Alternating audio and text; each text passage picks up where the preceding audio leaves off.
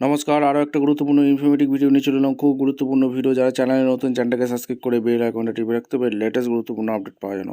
Step two step আপডেটটি আমি বলে দিচ্ছি। আজকেই কিন্তু যুবসাথী, ভূমিহীন ক্ষেতমজুর, লক্ষ্মীর ভাণ্ডার প্রকল্পে যারা নতুন তাদের আজকেই লাস্ট ডেট। ঠিক আছে, যুবসাথী প্লাস ভূমিহীন ক্ষেতমজুর কি একসাথে আবেদন করা যাবে? এক এক করে প্রশ্নগুলো আপনাদের সামনে তুলে ধরবো। স্টেপ টু স্টেপ দেখাচ্ছে। আগে বলে দিই, যুবসাথী প্রকল্পে 1500 টাকা আর্থিক সাহায্য করা হচ্ছে। যারা বেকার আছে এই তাদেরকেই কিন্তু আর্থিক সাহায্য দেওয়া হচ্ছে। ছেলে মেয়ে সবাই আবেদন করতে পারবে। আর ভূমিহীন ক্ষেতমজুরে যেখানে 4,000 টাকা সহায়তা করা হচ্ছে প্রতি বছরে, দুবার করে দেওয়া হবে বার্ষিক। আর এখানে যাদের জমি নেই তারা আবেদন করতে পারবে, অর্থাৎ যারা চাষবাস করে তারা আবেদন করতে পারবে।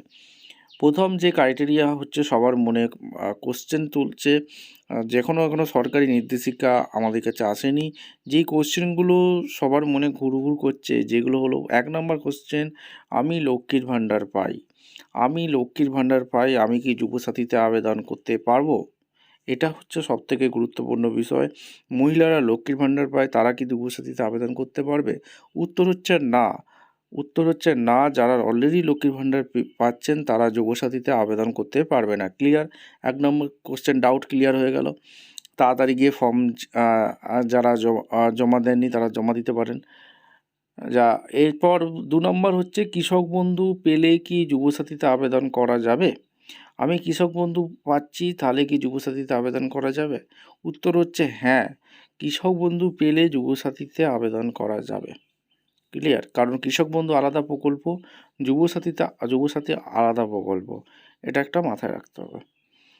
এরপর 3 নম্বর কোশ্চেন হচ্ছে, যুবসাথী ও ভূমিহীন কি একসাথে করা যাবে? আমি যুবসাথী করছি, ভূমিহীন ফর্ম জমা দিতে পারি? উত্তর হচ্ছে না। ঠিক আছে, উত্তর হচ্ছে না, কারণ যে কোনো একটা প্রকল্পের টাকা পাওয়া যাবে। এরপর 4 নম্বর হচ্ছে, আমি লক্ষ্মীর ভাণ্ডার পাই কি ভূমিহীনে আবেদন করতে পারা যাবে?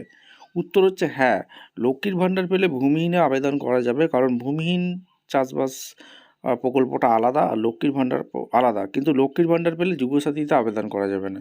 ক্লিয়ার? এই হচ্ছে 4টে প্রশ্ন। সবার মনে প্রশ্ন ছিল, সমস্ত কিছু ডাউট করে দিলাম। অর্থাৎ যুবসাথী, ভূমিহীন ক্ষেতমজুর, লক্ষ্মীর ভাণ্ডার, সমস্ত কিছু ডাউট করে দিলাম কে কী পাবে। এবার আরেকটা কোশ্চেন হচ্ছে, যারা ধরুন কৃষক বন্ধু পায় তারা কিন্তু ভূমিহীনে আবেদন করতে পারবে না। এটা মাথায় রাখবে, একদম সরকারি নির্দেশিকা আছে। ভিডিওটা ইনফরমেটিভ মনে হলো আমাদের চ্যানেলে ফার্স্ট টাইম দেখলে চ্যানেলটাকে সাবস্ক্রাইব করে বেল আইকনটা টিপে রাখতে হবে লেটেস্ট গুরুত্বপূর্ণ আপডেট পাওয়ার জন্য। দেখা হচ্ছে কোনো পরবর্তী ভিডিও নিয়ে। ধন্যবাদ।